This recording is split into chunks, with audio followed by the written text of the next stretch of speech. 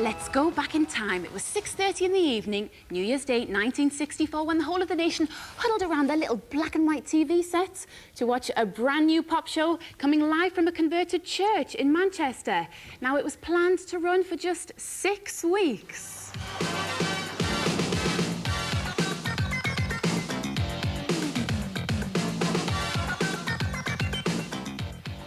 Centre has been home to Top of the Pops since the mid-60s, and countless mega-stars, one-hit wonders, dancers, DJs have packed this studio with a half an hour of excitement, music and lights that is Top of the Pops. Let's take a quick tour. Lighting gallery, production gallery, sound gallery, dressing rooms, makeup, wardrobe, tea bar.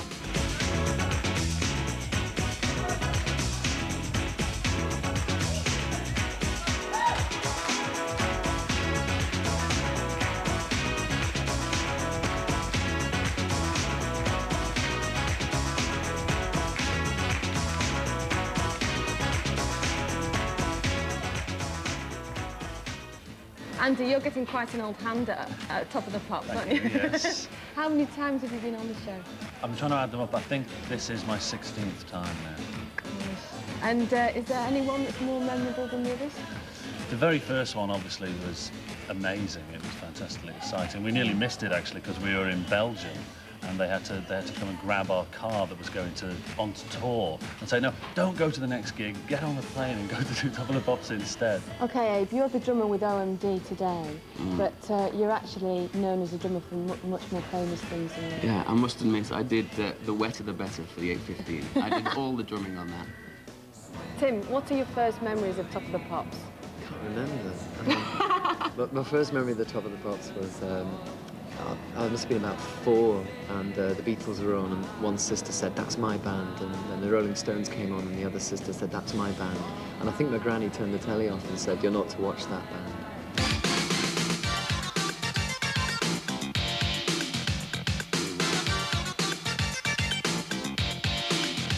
Top of the Pops uses up to 8 cameras. We've just seen 3 of the cranes whizzing around. Let's have a chat to one of the cameramen. Peter Goldring, come on down. Peter, how long have you been doing Top of the Pops for? Well, I came to the BBC straight from school in the early 60s, and I've been doing it ever since then. When it came down from Manchester in, when at 65, 6, must have done hundreds of them. So does any one band stand out in your mind?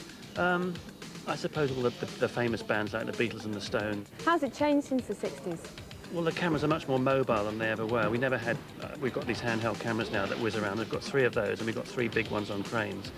In those days, we had sort of studio cameras that were on pedestals, and we've got this fantastic light rig now that we've got. In 1964, it was the Beatles in black and white. And now, in 1991, it's black box in colour on BBC One and in stereo on Radio 1.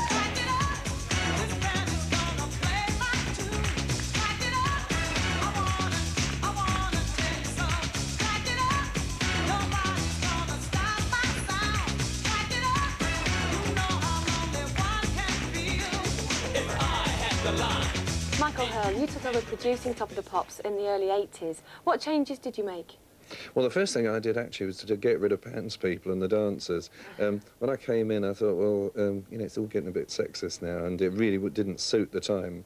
And so I got rid of them and put in what we call cheerleaders, which is, you know, to generate a little more atmosphere in the studio with the audience.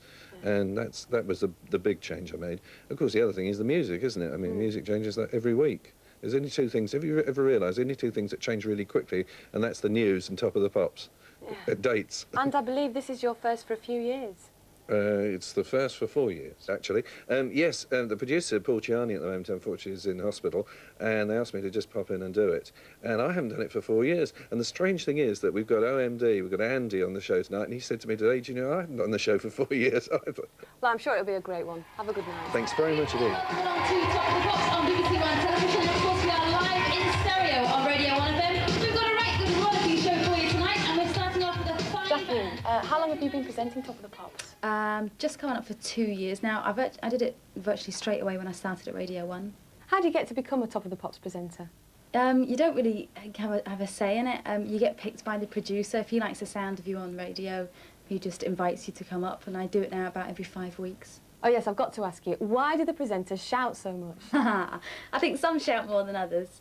But actually what happens is, I mean, you've seen some of the rehearsals so far. I know you're going to see the real thing in a minute. And it's very, very quiet in the rehearsal, but when they heard all the audience in and they turned the volume up on the speakers, you can't hear a word, so you literally can't hear yourself, so you're going, "Ah, no!" and everyone else thinks you're shouting, but you can't even hear yourself. Of course, we are live in stereo on Radio 1 FM. We've got a right good rollicking show for you tonight. It's a pleasure Alex, to be here. Pinky, Hello. one very important question. How do you get tickets to be in the audience at the Top of the Pops? Oh, you write to the BBC. Simple as that. And I'm going to ask myself one last question. Do I want to be a pop star and appear on Top of the Pops? No. I think I'll stick to presenting.